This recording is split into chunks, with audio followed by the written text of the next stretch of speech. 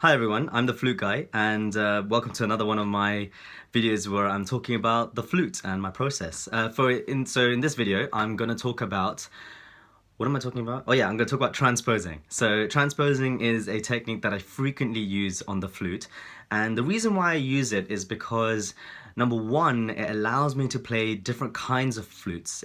So I can play larger flutes to produce lower octave sounds, but then I can also use smaller flutes to play some of the higher notes and get some sweet piccolo type sounds as well. So that's the first reason. But the other reason I also use it is because there are certain kind of phrases and gamakas on that's very hard to play, very difficult to create. Some of them are actually almost impossible to create on the normal flute, if on the normal pitch flute that you're using, the canonical flute that you're using.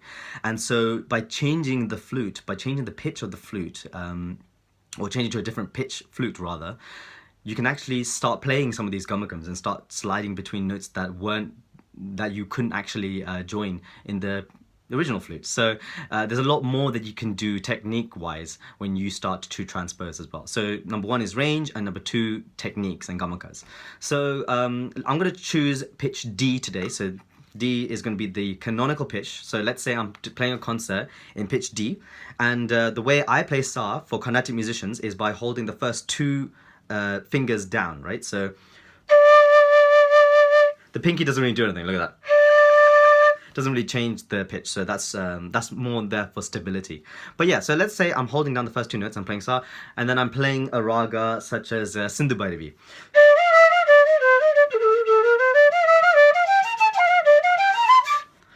So I'm playing Sindhu Bhairavi, having a great time, jamming on stage, blah, blah, blah. But now I want to kind of go onto the lower notes. I want to start doing things on the bass flute. So what do?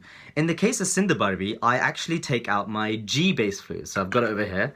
Bear with me. So here's my G bass flute. It's huge, right? What I do is, instead of holding down the first two notes to make sa, if I hold down the first five holes, that makes my sa. So because it's a G flute, the way G relates to D is that when you play the panjamam, the fifth note of G, it sounds like the sa, the first note of D. So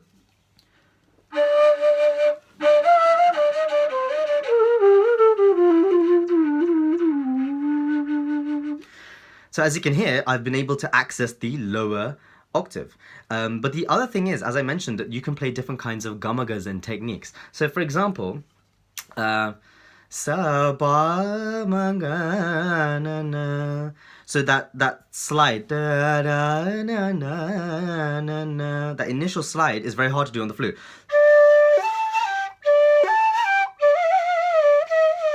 So it's very hard to get that slide. You can hit that kind of jump, right? So to avoid that, you can actually transpose. So if I take out my G bass flute, I can do that.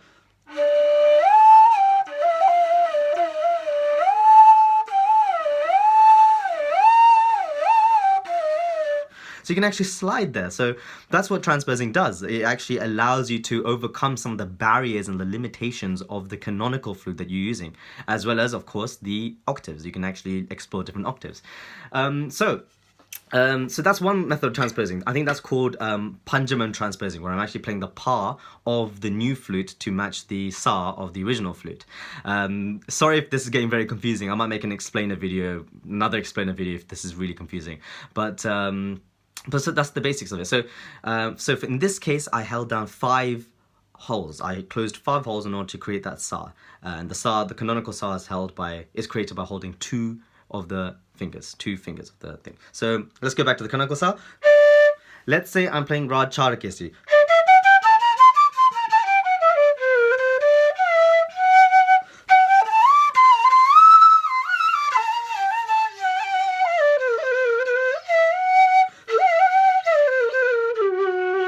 So let's say I'm trying to go down lower, right? So now, the flute I use is now an A bass flute, so pitch A, and it's a bass flute. So now I want to go down to the low notes.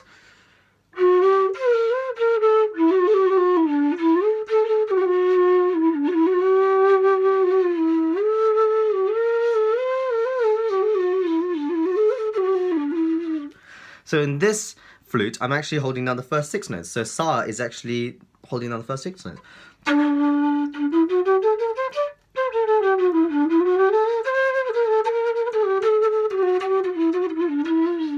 So it's a different method of transposing. This is actually, I think it's called Matimam transposing. So I'm actually playing the ma to create the sa sound. So holding down the first 6 notes to create the same initial sound of the first 2.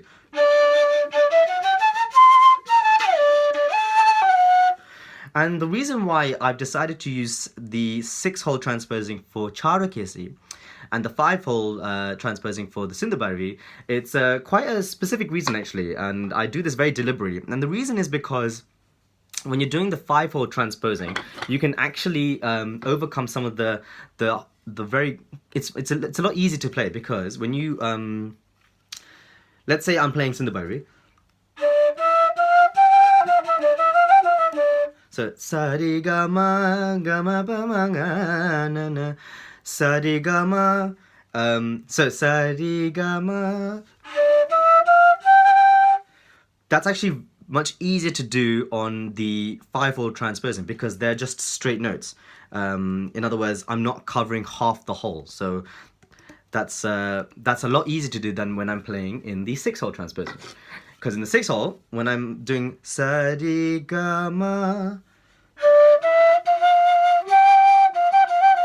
as you can see, I'm actually holding down a half note there.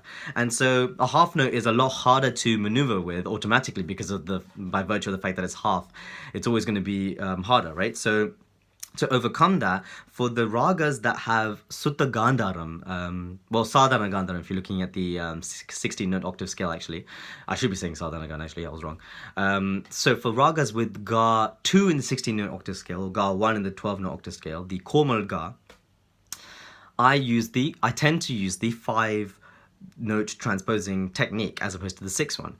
And the 6 I use for ragas that have the other Gandharam, the other Ga, the other 3rd note, the Andhara Gandharam, so Tivra Ga.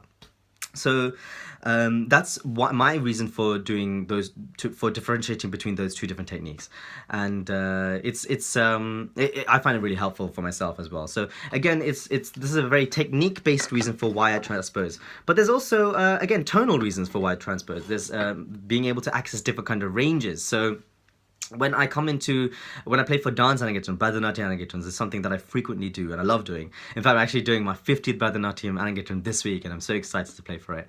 And it's really cool that 50 Arangetrams is crazy. Like, I've been doing it since I was 15 and it's such a pleasure to be able to join a dancer on the stage when they're ascending the stage. And Arangetram is basically it means ascending the stage, and to be able to be a part of that kind of ceremony is insane. Sorry, I am talking about something else now. Sorry about that. So anyway, I also use piccolos. So in certain songs, there's like a folky kind of song, and it's nice to kind of bring kind of folk elements into it. And folk flute artists of yesteryear used little flutes. In fact, you see them today actually. If you go to certain rural parts of India, you see people playing with like little folk flutes, and so this is a kind of technique that I implement within my concerts as well. So it doesn't even have to be in an Arangetram or a dance Arangetram. For dance, it can also be within solo concerts, and it gives a unique sound. And again, in order to play these kind of flutes, when you're playing on D, for example, if you're playing in an equal D piccolo, those are going to be really tiny.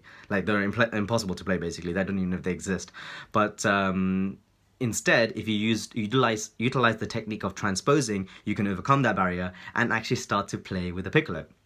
So this is an A piccolo flute, so I'm going to use the same transposing technique that I talked about just now with the A bass flute, but this time in the higher octave.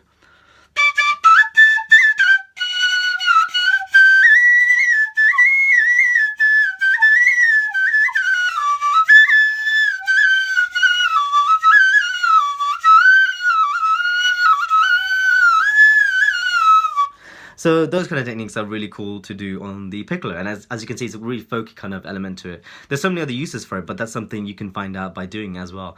And again, it's so that you can access the higher octave, but also do some of the techniques. So da da da is a movement that you can't actually do on the canonical flute. So you overcome that by playing the transposing. So the notes I'm actually playing ma ma pa sa, when actually you can hear sa za ri ba. So again, it's techniques and also octaves. Those are the range as well. So those are the two main reasons why I transpose. And I think that's almost it. The other technique that I use, I don't have my E flute on me right now, but another technique that I use is, so let's say I'm playing on C. Sometimes when I'm playing on C, I use a D flute to bring in Hindustani style elements. So in Hindustani music, you actually create the sa by closing the first three fingers. So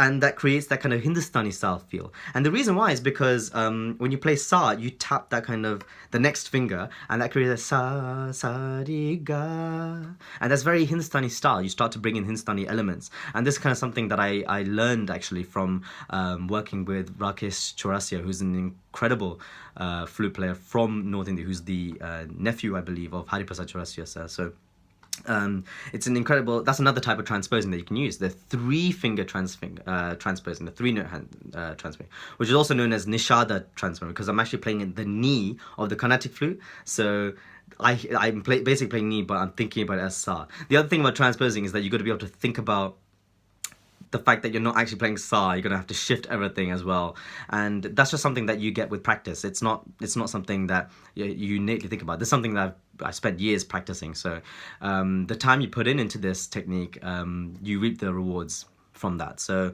yeah, so those are the different kind of transposing techniques that I use, mainly Madhyamam, Panjam and Nishada transposing techniques.